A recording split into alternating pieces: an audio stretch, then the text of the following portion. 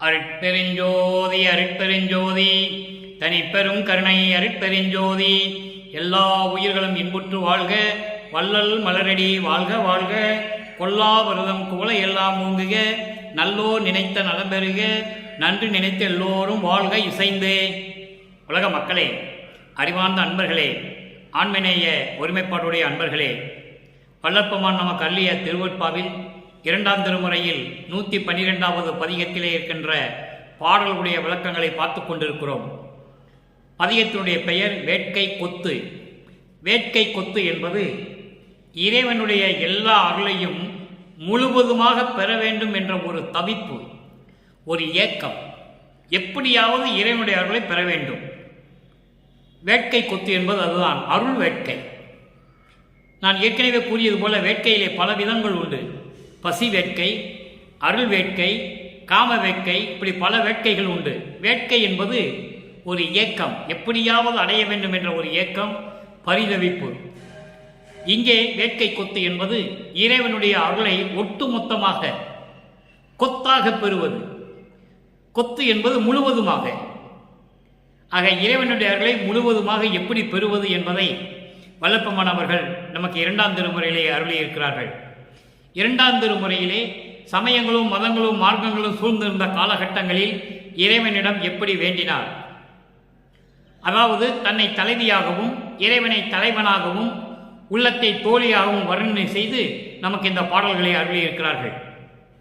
பாடலின் மைய கருத்து என்னவென்றால், வள்ளல் பெருமான் எப்படியாவது இறைவனுடைய அருளை பெற வேண்டும் என்ற நிலையில் இருந்து கொண்டு இந்த சமயங்களும் மதங்களும் மார்க்கங்களும் இருந்த நிலைகளில் எப்படியெல்லாம் இறைவனை வர்ணனை செய்தார்கள் என்பதையும், அந்த காலகட்டங்களில் இறைவனை எப்படியெல்லாம் உருவகப்படுத்தினார்கள் என்பதையும் நாம் தொடர்ந்து பார்த்து கொண்டிருக்கிறோம். அதன் பிறகு இறைவன் வந்து ஆட்கொண்ட பிறகு இந்த பாடலிலே சொல்லுவார், விளக்கத்தை நீங்கள் நன்றாக கவனிக்க வேண்டும். 9வது வயதிலே ஆட்கொண்ட பிறகு அவருடைய மறைப்பு நீங்குகிறது. மறைப்பு நீங்கிய பிறகு தான் யார் என்ற நிலை அவரால் உணர முடிகிறது. அந்த நிலையில் இருந்து கொண்டிருக்கும் போது மீண்டும் இறைவன் வந்து ஆட்கொள்ளவில்லை. 9 வயதில் வந்து மறைப்பை நீக்கிவிட்டு சென்று விட்டார். அதன் பிறகு மீண்டும் வந்து தன் மகனை பார்க்கவில்லை, மீண்டும் வந்து அருளை கொடுக்கவில்லை. அப்போ மீண்டும் 12வது ஆண்டில் இந்த மண்ணுலக்கு வருவிக்க உற்று 12வது ஆண்டில் மீண்டும் இறைவன் வருகிறார். அந்த நிலையில் இருந்து கொண்டு வள்ளற்பெருமான் எப்படி இறைவனை வேண்டுகிறார் என்பதையும், அதன் பிறகு சமயங்களும் மதங்களும் மார்க்கங்களும் சாராத ஒரு நிலையில் சமரச சுத்த சன்மார்க்க சங்கம் என்ற ஒரு மார்க்கத்தை நிறுவி தன் மகனிடம் கொடுப்பதற்காகத்தான் வள்ளல் பெருமான் அவர்கள் இந்த மண்ணுலக்கை வருவிக்க விட்டார் என்பதை திருவருட்பாவில் நாம் கண்ட உண்மை. இப்போ முதல்ல இந்த 2ஆம் திருமுறை பாடலை பார்க்கிறோம். இந்த பாடலுடைய விளக்கத்தை பார்த்த பிறகு, சமரச சுத்த சன்மார்க்கத்தை பெற்ற பிறகு இறைவனிடம் எப்படி வேண்டுகிறார், இறைவனுடைய நிலை என்ன, உலக மக்களுக்கு எப்படி அறிவுறுத்துகிறார் என்பதையும் நாம் பார்க்க வேண்டும். ஏன் இந்த காலகட்டத்தில் இந்த இக்கட்டான ஒரு சூழ்நிலையில் நாம் இருந்து கொண்டிருக்கிறோம். 200 ஆண்டுகளாகவே வள்ளற்பெருமான் வருவிக்க உற்று இந்த மண்ணுலக்கு வருவிக்க உற்று 200 ஆண்டுகளாகின்றன. 200 ஆண்டுகளாகவே வள்ளற்பெருமானுடைய அருள் நிலையையும் சமரச சுத்த சன்மார்க்கத்தினுடைய விளக்கத்தையும் மக்களிடம் யாரும் கொண்டு போய் சேர்க்கவில்லை. காலங்காலமாக என்ன சொன்னார்கள் என்றால், வள்ளற்பெருமான் கீழிருந்துதான் வந்தார், சிலைகளை எல்லாம் உருவ வழிபாடுகளை எல்லாம் வழிபட்டு அந்த நிலையில் இருந்து கொண்டுதான் வந்தார் என்று சொன்னார்களே தவிர, அதன் பிறகு அதை விட வேண்டும் என்று சொன்னார். அதை யாரும் சொல்லவில்லை. இதையெல்லாம் விட்டால்தான் இந்த சமயங்களும் மதங்களும் மார்க்கங்களுடைய குறியீடுகள், அதனுடைய வழிபாட்டு முறைகள் இதெல்லாம் உகந்தது அல்ல, அதெல்லாம் விட்டுவிட வேண்டும் என்று சொன்னதை மக்களிடம் யாரும் சொல்லவில்லை. அந்த நிலையில் இருந்து கொண்டு 6ஆம் திருமுறையில் இருக்கிற பாடல்களை நாம் விளக்கத்தை பார்க்க போகிறோம்.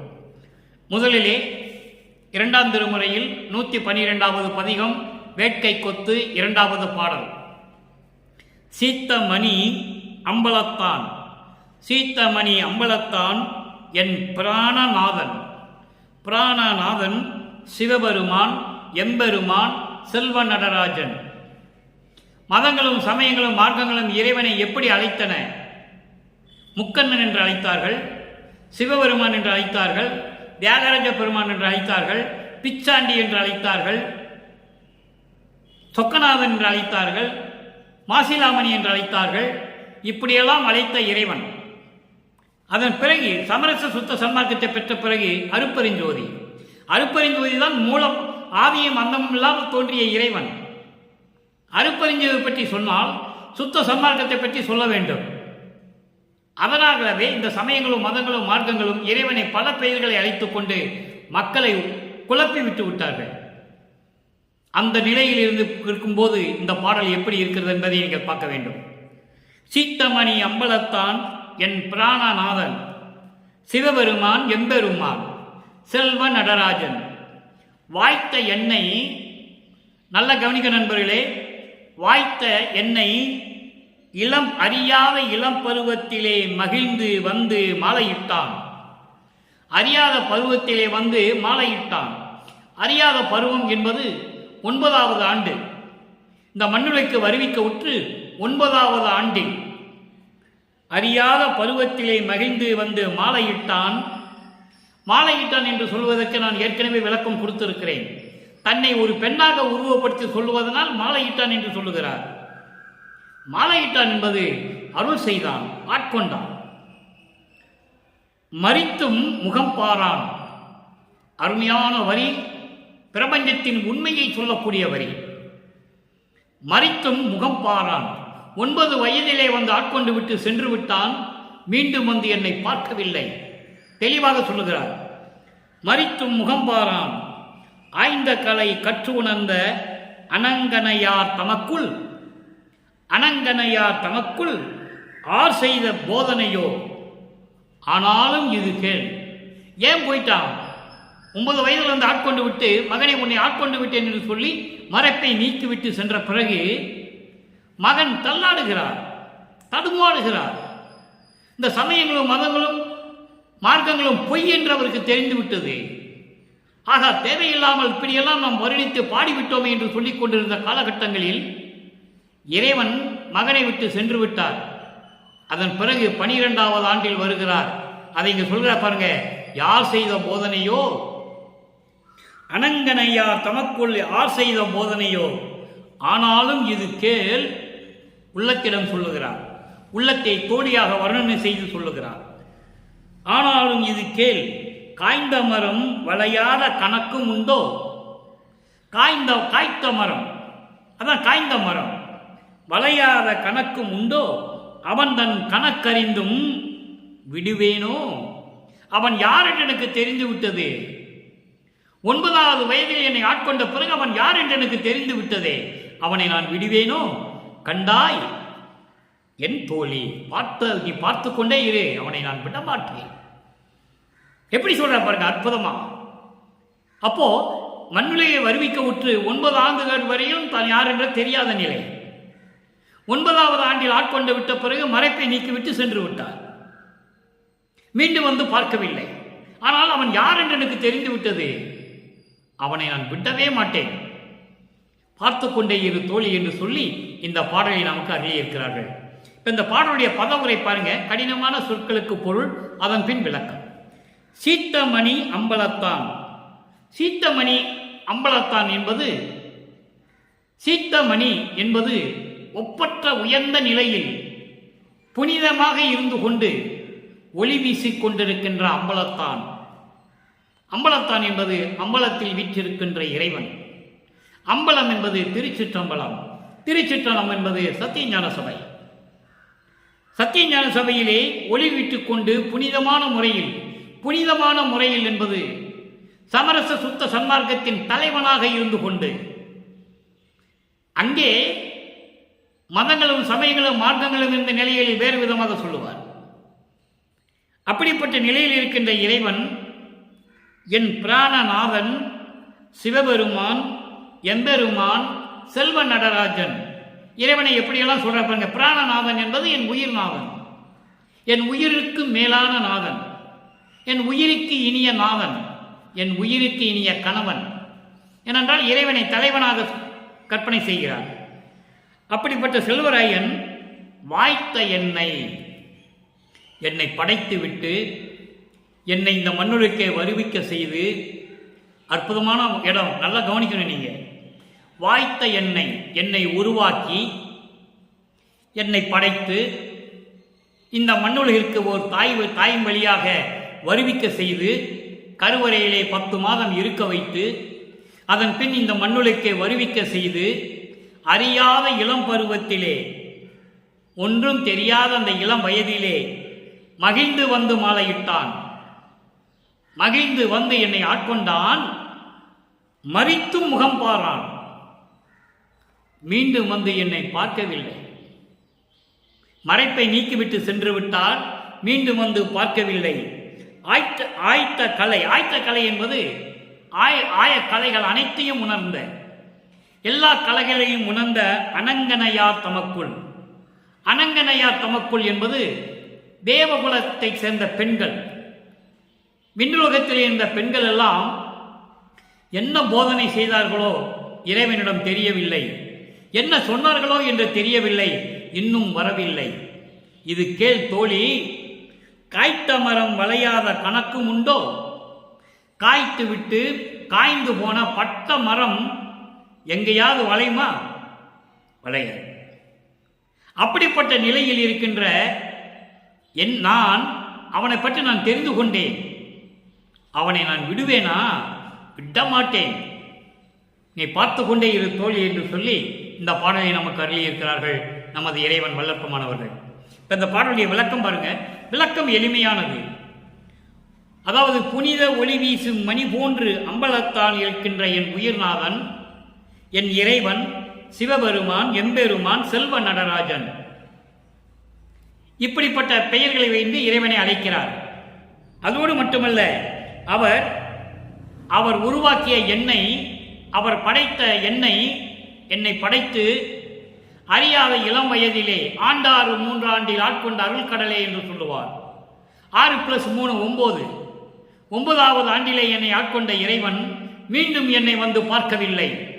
மறைப்பை நீக்கிவிட்டு சென்று விட்டான். மீண்டும் வந்து பார்க்கவில்லை. மலர்ந்து விரிந்தி மலர்ந்து முகமலர்ந்து வந்து எனக்கு மாலையிட்டான் என்று சொல்லுகிறார். மாலையிட்டான் என்பது ஆட்கொண்டது. என்னை ஆட்கொண்டு விட்டான். மீண்டும் வந்து என்னை பார்க்கவில்லை. இதற்கு காரணம் ஆய கலைகளையும் கற்று உணர்ந்த தேவகுல பெண்கள் எல்லாம். இந்த பெண்களில் யார் செய்த போதனையோ தெரியவில்லை. அவனை பார்க்க செல்லாதே என்று யார் சொன்னார்களோ என்று தெரியவில்லை. அவன் வரவில்லை. இது கேள் தோழி, நான் அவனுடைய நிலையை உணர்ந்து விட்டேன். என்னை படைத்த இறைவன் என்று உணர்ந்து விட்டேன். எனது தந்தை என்று உணர்ந்து விட்டேன். அவனை நான் விடமாட்டேன். நீ பார்த்து கொண்டே இரு தோழி என்று சொல்லி இந்த பாடலை நமக்கு அருளியிருக்கிறார்கள் வல்லற்பமானவர்கள். பாடலின் மைய கருத்து,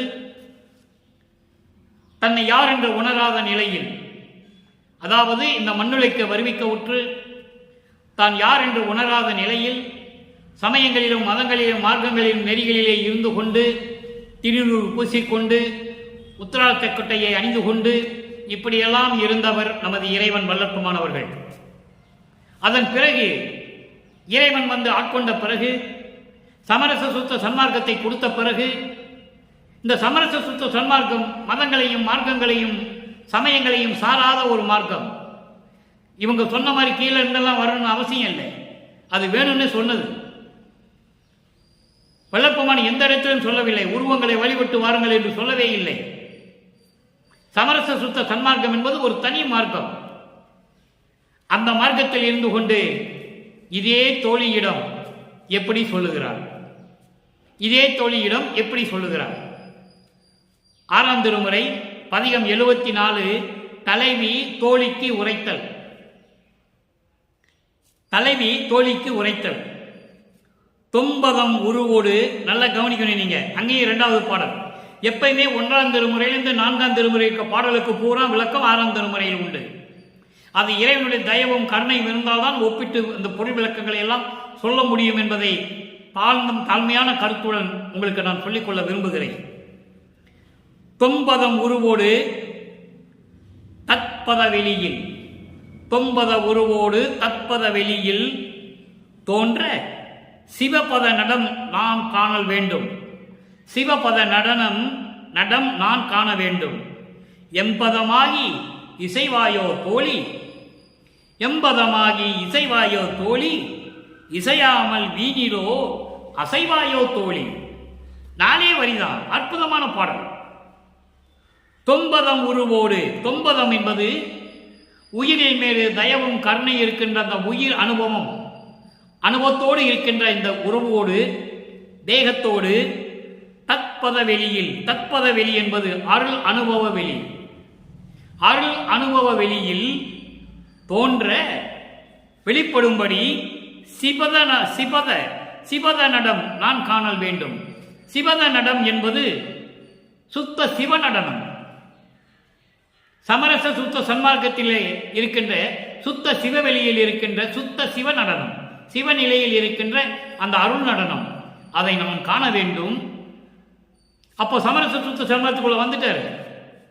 இறைவன் ஆட்கொண்டு மகனுக்கு சமரச சுத்த சன்மார்க்க சங்கத்தை கொடுத்த பிறகு அற்புதமாக சொல்லுகிறார், தொம்பதம் உருவோடு, அந்த உயிர் இறக்கத்தோடும் தயவோடும் இருக்கின்ற அந்த இறைவன் தத்பத வெளியில், தத்பத வெளியில் என்பது சுத்த சிவராஜ்ய வெளியில், சிவராஜ்யம் என்று சொல்லுவார்.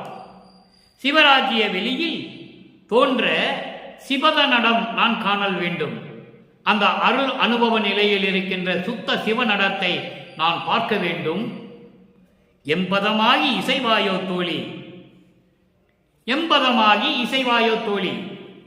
அதாவது என் பக்கத்தில் இருந்து கொண்டு இதை சரி என்று நீ ஒத்துக்கொண்டு சொல்லுவாயா, இல்லை இது உனக்கு தகுதி இல்லை என்று சொல்லுவாயா?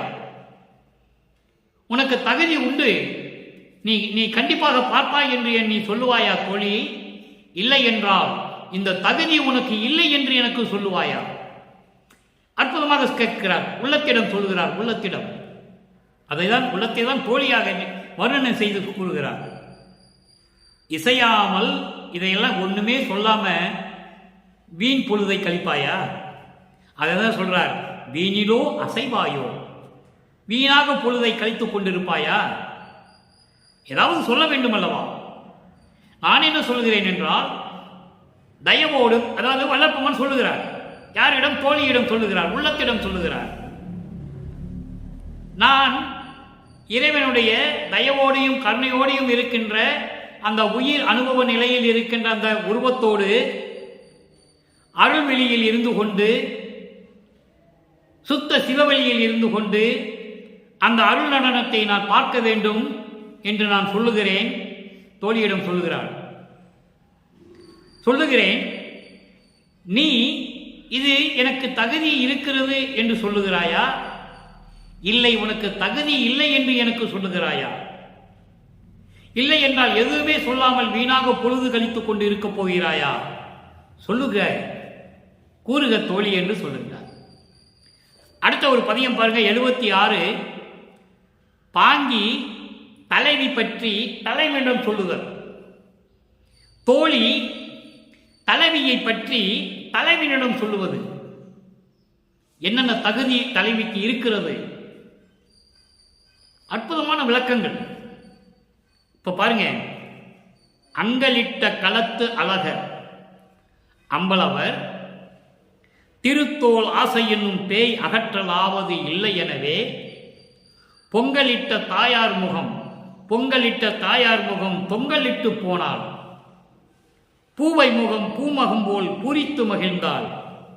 எங்கள் இட்டம் திருவருள் மங்களம் சூட்டல் அன்றி இரண்டுபடாது ஒன்றாகி இன்பு அடைவித்திடவே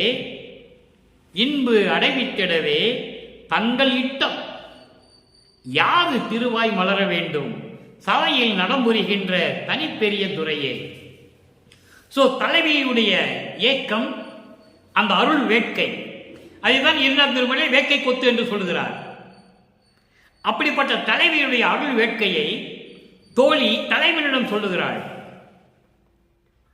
எப்படி? அங்கலிட்ட களத்து அழகர் அம்பலவர் விஷத்தை உண்டு தேவர்களை காப்பாற்றுவதற்காக திருப்பால் கடலை கடையும் போது அமுதமாக வர வேண்டிய இடத்தில் பாம்பு விஷத்தை கக்குகிறது, உமிழ்கிறது. அந்த விஷத்தை உண்டால் தேவர்கள் எல்லாம் அழிந்து விடுவார்கள்.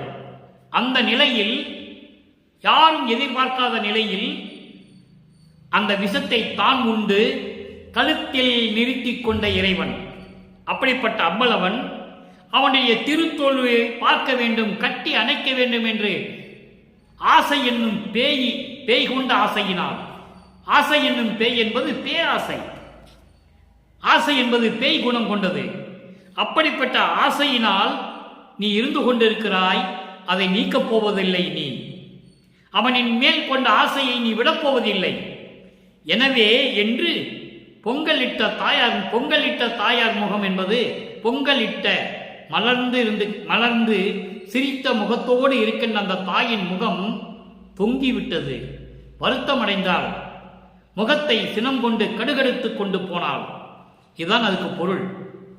அதாவது என்ன சொல்றாருன்னா, அப்படிப்பட்ட இறைவன், விஷத்தை கழுத்தில் வைத்துக் கொண்ட இறைவன், அவன் தோள்களை கட்டி பிடிக்க வேண்டும் என்ற ஆசையோடு பேய் ஆசை கொண்டு இருக்கிறது, அதை நீ நீக்கப் போவதில்லை என்று சொல்லி சிரித்த முகத்தோடு இருந்த தாய் முகம் சினம் முகமாக மாறினால், இதை அதாவது தோழி தலைவியுடைய நிலையை தாயிடம் சொல்லுகிறாள். இப்படியெல்லாம் அந்த தாய் சொல்லுகிறாள் என் தோழியை பார்த்து. ஆனால் பூவை முகம் போல் பூரித்து மகிழ்ந்தாள். பூவை முகம் என்பது இந்த தலைவி முகம். தாய் என்ன சொன்னாலும் பரவாயில்லை, அதை பற்றி எனக்கு கவலை இல்லை. இந்த சமயங்களும் மதங்களும் மார்க்கங்களும் எப்படி சொல்லியிருந்தாலும் பரவாயில்லை, அதை பற்றி எனக்கு கவலை இல்லை. அதுதான் அதுக்கு பொருள். அப்போ அந்த நிலையில் இருந்து கொண்டு ஒரு தாய் சொல்லுவது போல ஒரு தாயின் நிலையை தோழி தலைவனிடம் சொல்லுகிறாள், தலைவியினுடைய நிலையை. அப்ப நீ அவன் மேல் இருக்கிற ஆசையை நீ விட போறதில்லை என்று சொல்லி சிரித்த முகம் கொண்ட தாய் சினமுகம் கொண்டாள். ஆனால் என் தலைவி பூவை முகம் என்பது என் தலைவி பூமுகம் மலர்ந்து பூரித்து போனாள். ஏனால் உன்னுடைய நிலை தெரிந்துவிட்டது என் தலைவிக்கு. அவள் பூரித்து போனாள். எங்கள் இஷ்டம் என்ன தெரியுமா? இஷ்டம் என்றால் இஷ்டம் என்றால் விருப்பம். எங்கள் விருப்பம் என்னவென்றால், உங்களுடைய திருவருளை மங்களகரமாக எங்களுக்கு சூட்ட வேண்டும், உங்களுடைய திருவருளை பரிபூர்ணமாக எங்களுக்கு கொடுக்க வேண்டும். அததான் சொல்றார், எங்கள் இட்டம் திருவருள் மங்களம் சூட்டல் அன்றி. அதாவது முழுவதுமாக கொத்தாக கொடுத்துடணும், அந்த அருளை கொத்தாக எங்களுக்கு கொடுக்கணும், முழுவதுமாக கொடுத்துடணும். இது வேறுபட்டு இருக்கக்கூடாது. அன்றி இரண்டாகி என்பது வேறுபட்ட நிலை, முரண்பாடு நிலை. கொடுக்கணுமா வேண்டாமா, கொடுக்கணுமா வேண்டாமா, இந்த நிலை மாறி ஒன்றாகி கொடுத்துதான் ஆக வேண்டும் என்ற நிலையில் இருந்து கொண்டு இன்பு அடைவிக்கிடவே எங்களுக்கு பேரின்பத்தை கொடுக்க வேண்டும். எவ்வளவு அற்புதமா சொல்றார் பாருங்க. ஆக இறைவனுடைய அருளை கொத்தாக பெற வேண்டும், அருள் வேட்கையை கொத்தாக பெற வேண்டும். 2ஆம் திருமுறையில் அங்க சொன்னது வேறு, 6ஆம் திருமுறைக்கு வரும்போதுதான் அதை வாங்குகிறார். அதை நீங்கள் புரிந்து கொள்ள வேண்டும். அப்படி என்றால் அதனுடைய கருத்து என்னவென்றால், சமயங்களையும் மதங்களையும் மார்க்கங்களையும் விட்டு விட்டு வந்தால்தான் இறைவனுடைய திருவருளை பெற முடியும். இல்லைன்னா ஒரு தூசி துரும்பு கூட கிடைக்காது. வல்லப்பம்மன் தெளிவாக சொல்லுகிறார். அதுதான் உத்தரஞான சிதம்பரம் மாலையில சொல்லுவார், ஒத்தாரையும் இழிந்தாரையும் நேர்கண்டு உவக்க ஒத்தாரை வாழ்விப்பது உத்தரஞான சிதம்பரமே. தெளிவா சொல்லுவார். இழிந்தார் என்பது யார், ஒத்தார் என்பது யார்? ஒத்தார் என்பது சமரச சுத்த சன்மார்க்கத்தை சேர்ந்தவர்கள். அவன்தான் இறைவனுக்கு ஒத்தவர்கள், இறைவனுடைய பிள்ளைகள். இழிந்தவர் என்பது யார்? மதங்களையும் மார்க்கங்களையும் சமயங்களையும் சார்ந்தவர்கள், புலையும் கொலையும் தவிர்க்காதவர்கள், உயிரின் மீது இரக்கமும் தயவும் இல்லாதவர்கள். அவர்கள் இழிந்தவர்கள். இவங்க 2 பேரையும் நேர்கண்டு யார் ஒத்தார் யார் இழிந்தார்கள் என்று உண்மையை கண்டுகொண்டு உவக்க ஒத்தாரை வாழ்விப்பது, ஒத்தாரை மகிழ்வோடு வாழ்விக்கக்கூடிய இடம் உத்தரஞான சிதம்பரம். உத்தரஞான சிதம்பரம் என்பது வடலூர் சத்தியஞான சபையில் இருக்கின்ற இறைவன். நல்லா புரிஞ்சுக்கணும் நீங்க. அதாவது இரண்டாகி ஒன்றாகி இன்புடை அழைத்திடவே தங்கள் இஷ்டம் யாது, உங்க இஷ்டம் என்ன, உங்க விருப்பம் என்ன என்பதை திருவாய் திறந்து மலர வேண்டும். வாயால சொல்ல, ஏன் வாய் மூடிக்கிட்டு இருக்க? தெளிவாக கேட்குறாங்க இறைவனை. எங்க இஷ்டம் என்ன தெரியுமா? நீ அருள் வேட்கையை கொத்தாக கொடுக்கணும், எல்லா அருளையும் மொத்தமாக கொடுத்துடணும். இதில் வேறுபட்டு கருத்தாகி கொடுக்கணுமா வேண்டாமா, கொடுக்கணுமா வேண்டாம்னு நினைத்து இருக்கக்கூடாது. ஒன்றாகி நிச்சயமாக கொடுக்க வேண்டும். இதில் உங்கள் இஷ்டம் எப்படி, என்ன, நீ என்ன விரும்பி கொண்டிருக்கிறாய்? திருவாய் மலர வேண்டும். அற்புதமாக கேட்கிறார். சபையில் நடைமுறைகின்ற தனி பெருந்துரையே, சத்தியஞான சபையிலே அருள் நடனம் செய்து கொண்டு அருளாட்சி செய்து கொண்டிருக்கின்ற தனி பெரிய துரையே, சமரச சுத்த சன்மார்க்கத்தின் தலைவனே, துரையே, அருட்பெருஞ்சோதி ஆண்டவரே என்று சொல்லி இந்த பாடலை நமக்கு அருளி இருக்கிறார்கள். இப்போ உங்களுக்கு விளக்கம் தெளிவாக புரிந்திருக்கும். அடுத்த பாடல் பாருங்க, 77 பதிகம். தலைவி தலைவன் செயலை தாய்க்கு உரைத்தல். இப்ப தாயை சமாதானப்படுத்தணும், தாயை சமாதானப்படுத்தணும் இல்ல. அப்போ தலைவி தலைவனுடைய செயலை சொல்லுகிறார். தலைவியுடைய செயலை தாய் சொல்லுகிறாள், இது உனக்கு தகுதி இல்லை என்று சொல்லுவாள். ஆனால் இதெல்லாம் தோழி இறைவனிடம் சொன்ன பிறகு தலைவி தாய்க்கு சொல்லுகிறாள் தலைவனுடைய செயலை. அற்புதமான இடங்கள். மைய கருத்து என்னவென்றால், இறைவனுடைய அருளை எப்படி பெற்றார் என்பது, உலக மக்களுக்கு என்ன சொல்லு வருகிறார் என்பதுதான். இது பாருங்க, அது பாவக முகத்து ஆனந்த நாட்டில், அது பாவக முகத்து ஆனந்த நாட்டில் அம்பலம் செய்து நின்று ஆடும் அழகர். அங்கே விஷத்தை உண்டு கழுத்தில் நீட்டிய அழகர் என்று சொல்லுவார். இங்கே எப்படி அழகர் என்று சொல்கிறார் பாருங்க, அம்பலத்து செய்து நின்று ஆடும் அழகர். விது பாவக முகம் தோழியும் நானும் மெய் பாவனை செய்யும் வேளையில் அதாவது இந்த பாடல் என்ன சொல்றாருன்னா, இறைவனை எப்படி நினைத்து தியானம் செய்யணும், அதை இந்த உள்ளமும் தோழியும் தலைவியும் சேர்ந்து எப்படி சொல்லுகிறார்கள் என்பதை தான் நீங்கள் கவனிக்க வேண்டும். விதுபாக முகம் தோழியும் நானும் மெய் பாவனை செய்யும் வேளையில் இறைவன் வருகிறார். இறைவன் எப்படி வருகிறார் என்பதை தாயிடம் சொல்லுகிறாள் தலைவி. பொய் பாவனை செய்து கைப்பானேன் ஐயோ இது பாவம் என்கின்றார் என்னடி அம்மா, என் கைபிடிக்கின்றார் என்னடி அம்மா. அது பாவக முகத்து ஆனந்த நாட்டில் அருள் வெளியில் அருள் அனுபவத்தோடு அந்த முகத்தோடு எப்படி சொல்றார் பாருங்க, தயவும் கருணையும் கொண்ட முகத்தோடு அந்த அருள்வெளியில் ஆனந்த நாட்டில். ஆனந்த நாட்டு எது? சிவவெளி. சிவவெளி எது? ஞானத்தில் ஞானவெளி. ஞானத்தில் ஞானம் 16வது நிலை. சரியை கிரியை யோகம் 12 நிலைகளை கடந்து ஞான சரியை, ஞான கிரியை, ஞானத்தில் யோகம், ஞானத்தில் ஞானம், அதான் ஆனந்த நாட்டில். அந்த நிலையில் அந்த சிவவெளியில் இருந்து கொண்டு பேரின்பமாக நடனம் செய்து கொண்டிருக்கின்ற அழகர் அருட்பெருஞ்சோதி ஆண்டவர். அம்பலம் என்பது பொற்றவை சிற்றவை 2 சேர்ந்ததுதான். அப்படி பொற்றவை சிற்றவை சேர்ந்ததுதான் அம்பலம். அதான் திருச்சிற்றம்பலம், அதுதான் சத்தியஞான சபை. அப்படி அந்த நிலையில் இருந்து கொண்டு நடனமாடிக்கொண்டிருக்கின்ற அழகர் இறைவன் அருட்பெருஞ்சோதி ஆண்டவர். அப்படிப்பட்ட ஆண்டவர் விது பாவக முகம் தோழியும். விது என்பது நிலா, சந்திரன். சந்திரன் போன்று பளீரென்று படிச்சென்று மலர்ந்த முகத்தோடு இருக்கின்ற என் தோழியும் நானும், விது பாக முகம் தோழியும் நானும் மெய் பாவனை செய்யும் வேளையில், மெய் பாவனை செய்யும் வேளை, உண்மையாகவே நாங்கள் தியானம் செய்து கொண்டிருக்கின்ற வேளையில், தியானம் செய்து கொண்டிருக்கின்ற வேளையில் பொதுவாக பாவனை செய்ய போகாதே பெண்ணே, பொதுவாக பாவனை செய்ய போகாதே பெண்ணே. பொதுவாக என்பது நடுநிலைமையோடு, அதாவது எதுவுமே இல்லாத ஒரு நிலை, பொதுவாக எதையும் சாராத நிலை. அந்த மாதிரி நிலையில் நீ தியானம் செய்ய போகாதே. இதனுடைய கருத்து என்னவென்றால், பொதுவாக நீ போகக்கூடாது. சமரச சுத்த சன்மார்க்க சத்திய நெறியில் இருந்து கொண்டு தியானம் செய். உங்களுக்கு நல்லா புரிஞ்சிருக்குன்னு நினைக்கிறேன் தோழர்களை, நல்லா கவனிக்கணும். அவங்க தோழியும் தலைவியும் உண்மையாகவே தியானம் செய்ய போறாங்க. ஆனால் அவங்களுக்கு எந்த நிலையில் இருக்கிறது என்று சொல்ல வேண்டும் இறைவன். அதை உலக மக்களுக்கு வள்ளற்பெருமான் தெரிவிக்கிறார். நீங்கள் தியானம் செய்வது பெரிதல்ல. சமயங்களிலும் மதங்களிலும் மார்க்கங்களிலும் இருந்து கொண்டு நீங்கள் தியானம் செய்வது எதற்கு சமம்? பிரயோஜனம் இல்லை. வீணாக நீங்கள் காலத்தை கழித்துக் கொண்டிருக்கிறீர்கள் என்று சொல்லுகிறார். அதுதான் சொல்றாரு, பொதுவாக பாவனை செய்ய போகாதே.